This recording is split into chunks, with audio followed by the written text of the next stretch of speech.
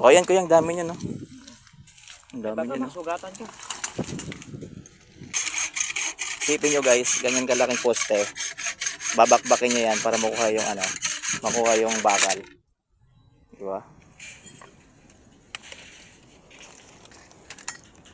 Grabe yung kalyo sa kamay mo niyan pag naubos mo yun eh. Ay, sanay naman. Kanina mo lang inumpisahan kuya. Oo. Ay, ito na pala yung mga nakuha mo. Oo. Ito na pala yung mga nakuha ni kuya oh. Kunti pa lang. Kunti pa lang no. Pero pag naubos yan, ang dami niyan kuya. Ay, di ko maubos. Hindi. Ngayong araw. Hindi kaya no. Di kaya. Balik ulit bukas. Siguro mga ano pa yan, mga 3 araw pa yan bago maubos. Hindi. Bukas. Bukas kaya yan. Kung umpisahan ko, bukas siguro mga alas 8, alas 9. Grabe. Tapos, Mga alas 11. may gamit ka rin pala ito. Kala ko maliit na martilyo lang kanina yung gamit mo. Di kaya. Hindi kaya no. Oo. Grabe guys oh. Galing. Wala talagang imposible guys, basta nagsisikap ka lang talaga. Yan, walang imposible para sa pamilya. Di ba kuya? Kahit gaano kahirap ang trabaho, kayang-kaya basta para sa pamilya. O yan kuya, ang dami niya no. Ang dami Baka niya no. masugatan ka. Kasi dito kahapon, dito sana ako pupunta kuya kahapon. Kasi mas maganda kasi Dumaan dyan. lang, nagbisita lang ko dito kahapon. Dito ka rin kahapon. Pero, Kasi mas maganda kasi dyan, walang siwol no. oo. Kasi doon kasi sa kabila may siwol ang May tataas siwol na pa. Oo. Ay, dito lang wala. Ayun pa pala kuya, ang dami pang babakbakin no. No. Hindi na. Hindi mo na yun kaya. Kaya ito? Oo. Ay, hindi na. Yung maano lang, yung mga ganito lang, yung Oo, yung medyo mga manipis gabo-gabo, lang no. yung gagabo-gabo. Sabi si Ay, kuya guys, ganito, bilib hindi ako kay kaya. kuya oh. Hindi ako sa araw. Tsaka mas maganda kasi meron siyang ano, yung maso yung tawag dyan eh. Para mas mabilis mabakbak yung ano. Mas mabilis makuha yung mga bakal.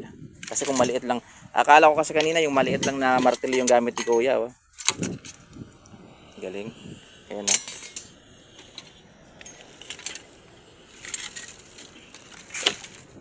Kaya guys, kayo dyan na mga nagtatrabaho ngayon sa mga company, yan, may magandang trabaho ngayon, hindi naiinitan, huwag kayong masyadong mareklamo. Tsaka pagtiyagaan na lang muna natin kasi yung iba guys, tingnan nyo naman.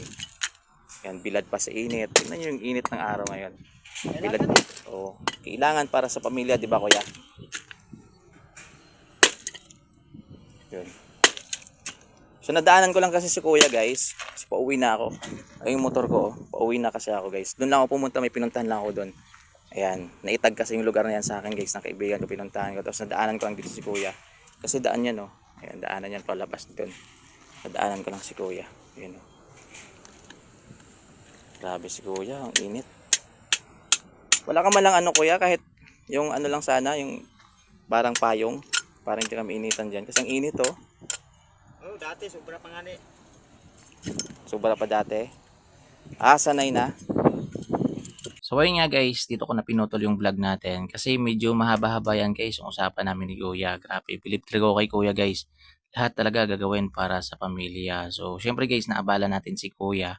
Kaya kahit papano ay nag-abot tayo kay Kuya ng pamerienda.